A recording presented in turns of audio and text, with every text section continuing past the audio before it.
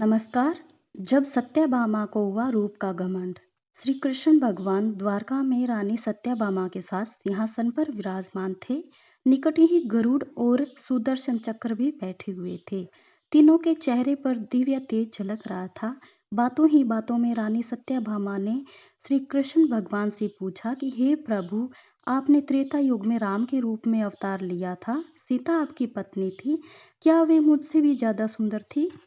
द्वारकाधीश यानी कृष्ण भगवान भी समझ गए कि सत्यभामा को अपने रूप का अभिमान हो गया। तभी क्रूर ने कहा कि भगवान, क्या दुनिया में मुझसे भी ज्यादा तेज गति से कोई उड़ सकता है?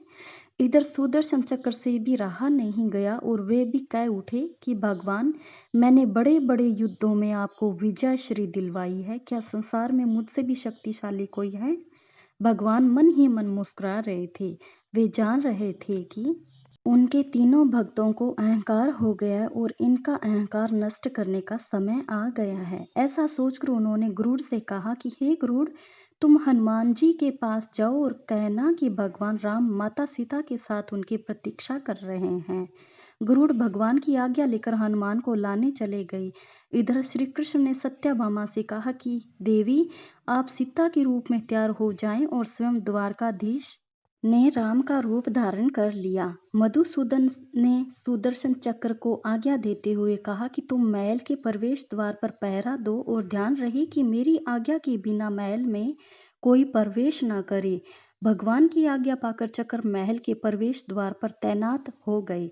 गरुड़ ने हनुमान जी के पास पहुंचकर कहा कि हे वनश्रेष्ठ, भगवान राम माता सीता के साथ द्वारका में आपसे मिलने के लिए प्रतीक्षा कर रहे हैं। आप मेरे साथ चले, मैं आपको अपनी पीठ पर बैठाकर शीघ्र ही वहां ले जाऊंगा। हनुमान जी ने विनयपूर्वक गरुड़ से कहा, आप चलिए, मैं आता हूँ। गरुड़ ने सोचा, पता नहीं यह बूढ़ा वानर कब पहुंचेगा। खैर, मैं भगवान के पास चलता हूँ। यह सोचकर गरुड़ शीघ्रता से द्वारका की ओर उड़े। पर यह क्या, महल में पहुंचकर गरुड़ देखते हैं कि हनुमान तो उनसे ही पहले महल में प्रभु के सामने बैठे हैं। गरुड़ का सिर लज्जा से झुक गया। तभी श्री राम ने हनुमान जी से कहा कि पवन पुत्र, तुम बिना आज्ञा के महल में कैसे प्रवेश कर गए? क्या तुम्हें किसी ने प्रवेश द्वार पर रोका नहीं? हनुमान जी ने हाथ जोड़ते हुए सिर झुकाकर अपने मुंह से सुदर्शन चक्र को निकालकर प्रभु के सामने रख दिया। हनुमान जी ने कहा कि प्रभु, आपसे मिलने से मुझे इस चक्र ने रोका था, इसलिए इसे मुंह में रख के मैं आपसे मिलने आ गया, मुझे क्षमा करें। भगवान मन ही मन मुस्कुराने लगे। हनुमान जी ने हाथ जोड़ते हुए श्री राम भगवान से प्रश्न किया, हे प्रभु, आज आपने माता सीता के स्थान पर किस दासी को इतना सम्मान दे दिया कि वह आपके साथ सिंहासन पर विराजमान है? अब रानी सत्यभामा का अहंकार भंग होने की बारी थी। उन्हें सुंदरता का अहंकार था, जो पल भर में चूर हो गया था। रानी सत्यभामा, सुदर्शन चक्र व गरुड़ जी तीनों का गर्व चूर चूर हो गया था।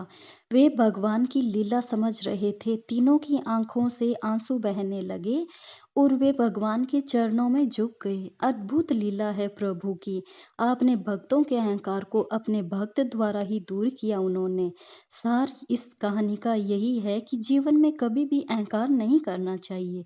जरूरी नहीं है कि आज जो आपके पास है वह कल भी होगा। अपने अंदर जरा सा भी अहंकार आने लगे तो स्वयं ठाकुर जी हमसे दूर हो जाते हैं। ठाकुर जी को निस्वार्थ भक्तों की ही जरूरत है, अहंकार की नहीं।